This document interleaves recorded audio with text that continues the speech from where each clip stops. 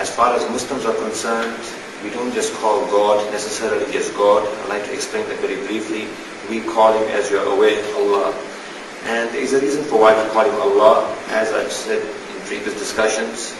One of the reasons for that is because Allah connotates the one and only. It eliminates the aspect of gender, race, color, creed, or anything of that nature. And by us articulating Him in this particular manner, that Allah is one, we are trying to bring into the realization that He is our Creator, He is our Sustainer, and there is nothing out there besides Him that needs and ought to be worshipped. Rather than my talking to you regarding the articles that I have presented, I have a problem, I've got to tell you. And one of my problems is that once I write something and present it, very, very seldom do I ever go back and do reruns of it. And I'll tell you exactly why. I like to go deeper into issues. And also, as you are concerned, you'd be very offended if I did a rerun to you as well. So rather than my talking about who is Allah or who is God from the perspective of what I've already written and presented to our Honorable Dr. Baldwin, I would like to go and discuss this issue of who is Allah from two perspectives. One is from the perspective of assuming that you are a person that doubted the existence of a creator, whoever the creator may be, whether you call him Allah or whatever you may call him. And number two, I would also like to talk to you from a perspective of having you understand a creator, whatever you may take it to be, from a perspective of how Muslims and Islam has viewed it. Once there was a scholar, his name is Imam Abu Hanifa. He was a jurist, and a person came to him and said, "Look here, oh Imam Abu Hanifa, I would like to find out from you who God is and what is God all about," number one. And number two, he says, "I really don't believe in God, but I'd like you to convince me that there is a God out there." Now, as I said in the beginning, this question will give you a double benefit. First of all, if you're atheist, it will help you understand that maybe there is a God, and if you are a believer in God, it will make your faith much more stronger. So the Imam tells him, "No problem, why don't you come to me at a certain place, and we'll talk about God over there." Anyway, they scheduled the time.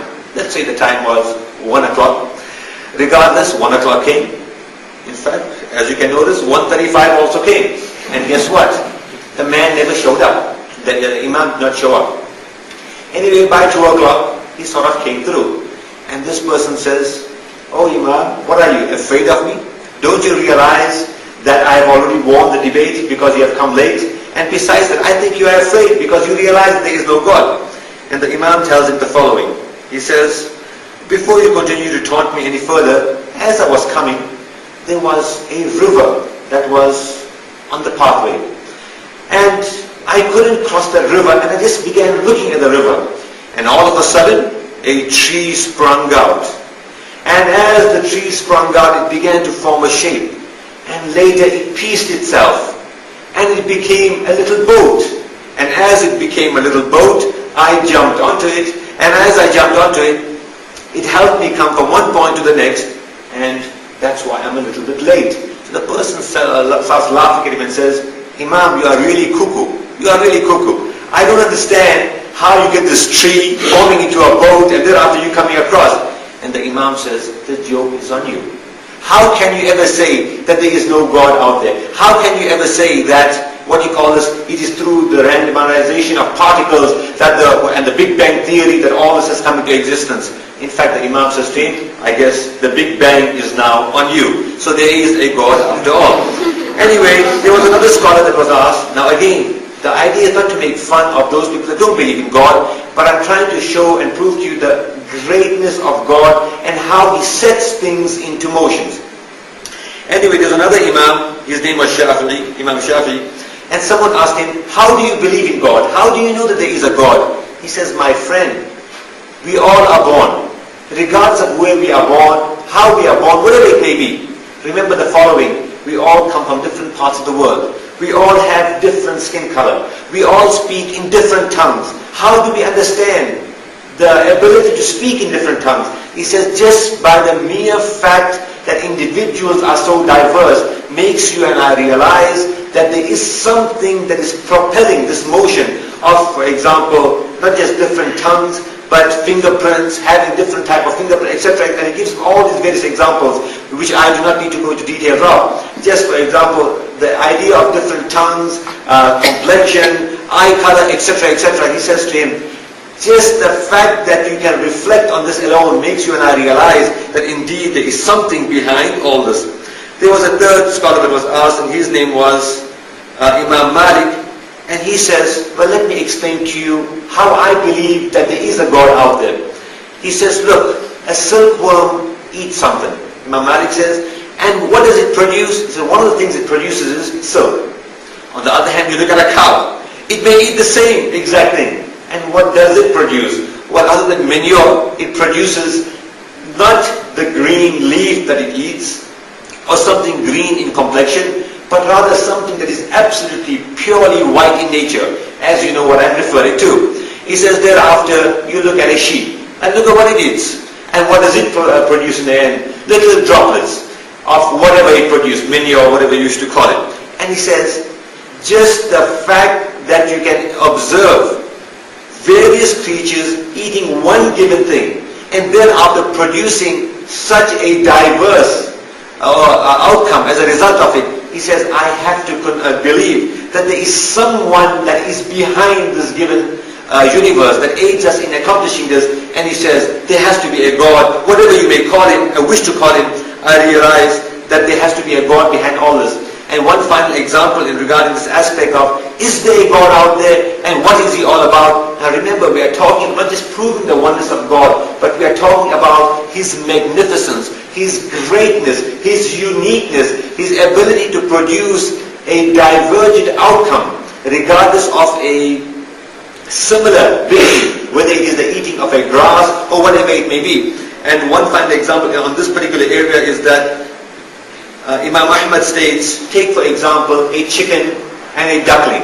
Both of them are placed near the water.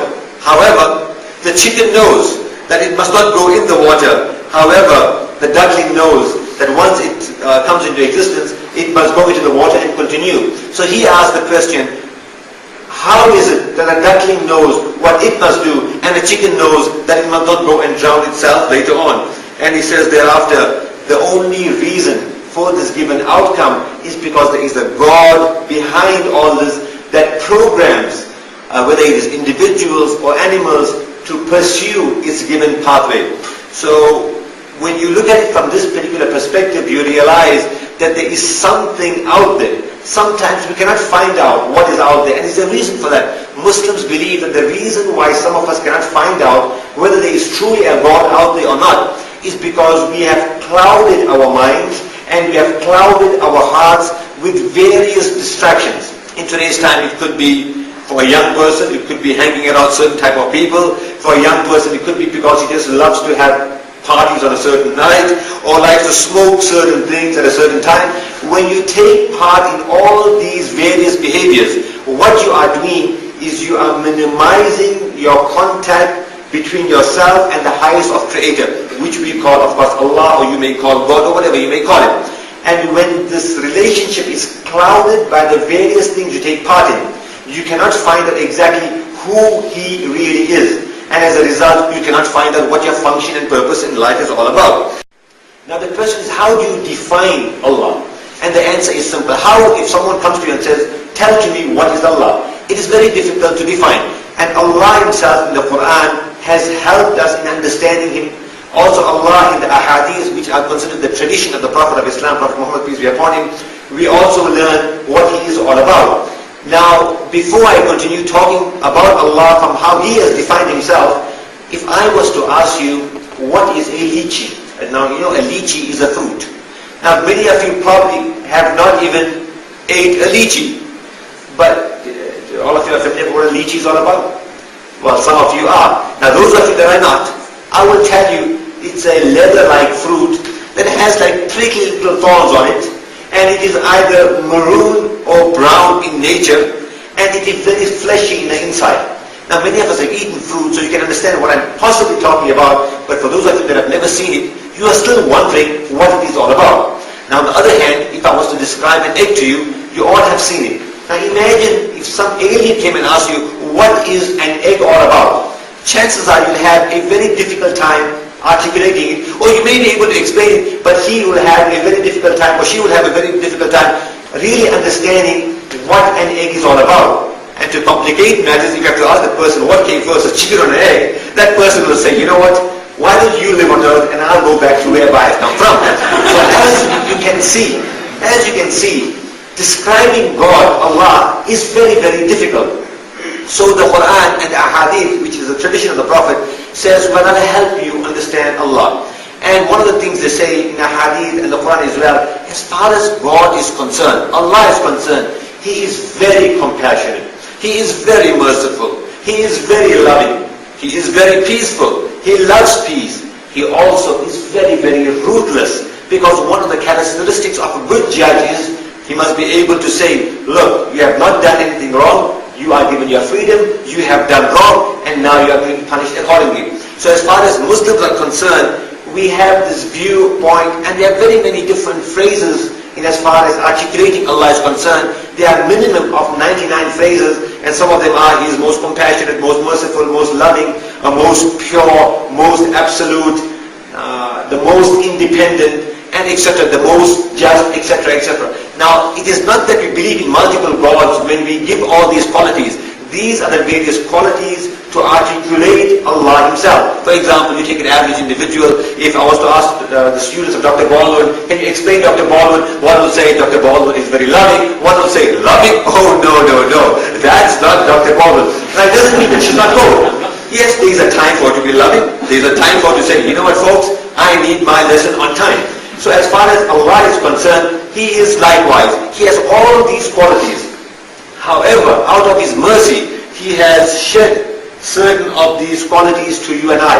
And for example, that is why you see, as far as mercy is concerned, some people are more merciful than others, some are more vengeful than others, some are more wealthy than others, some are more compassionate than others, because these are the qualities of Allah, God. And He has these qualities, each one of these qualities, in an absolute sense. In other words, as far as His mercy is concerned, it is absolute. As far as His ruthlessness is concerned, it is absolute. As far as His wrath is concerned, it is absolute. But what He does is He sprinkles a little bit of this to you and I. Now there is a reason why He does that. The reason why He does that and why He gives us understanding of all these various things is so that we don't get impressed with a person's extreme kindness. Because when a person is kind, we say, yes, the person is kind, but the absolute kind one out there is Allah and Allah alone.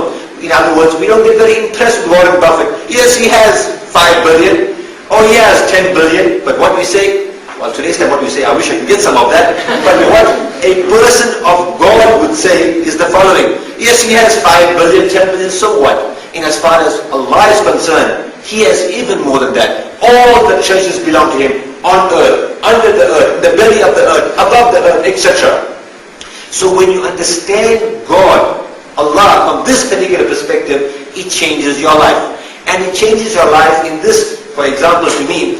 Let's say, for example, a person is very impressed and he can't get over a particular individual, whether it is male or female, so in today's time, male on male, female on female, whatever it may be. I'm not sanctioning any weird relationships out there. I'm a traditionalist in that, in case you get any ideas in your head. But regardless, when you look at the beauty of another person, some people say, you know what, I just can't get over that guy, or I can't just get over that woman, or whatever it may be. And when you understand the beauty of Allah, you say, you know what, His beauty is absolute. So why am I going gaga over that given individual? Yes, I should, get gaga maybe for 1 day, maybe 2 days, maybe a maximum because of Islam of 3 days, and thereafter you put things behind.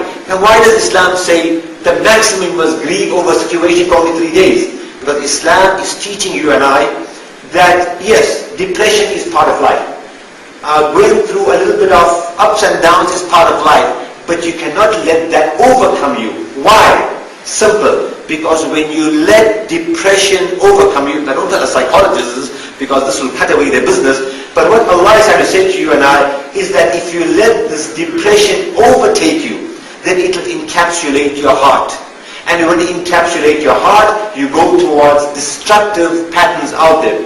So therefore what we learn is that the only thing that should encapsulate a person's heart, whether it is regarding wealth, whether it is regarding beauty, whether it is regarding control, whether it is regarding purity, whatever it may be, it must be the purity of Allah, the mercy of Allah, the kindness of Allah, etc. So what we learn basically is that when we understand God from this particular perspective, it not only helps us understand Him, not only does it help build our relationship from Him, but it also helps us understand what we ought to be doing regarding Him on earth as well. So that way we can always promote that which is good in every facet.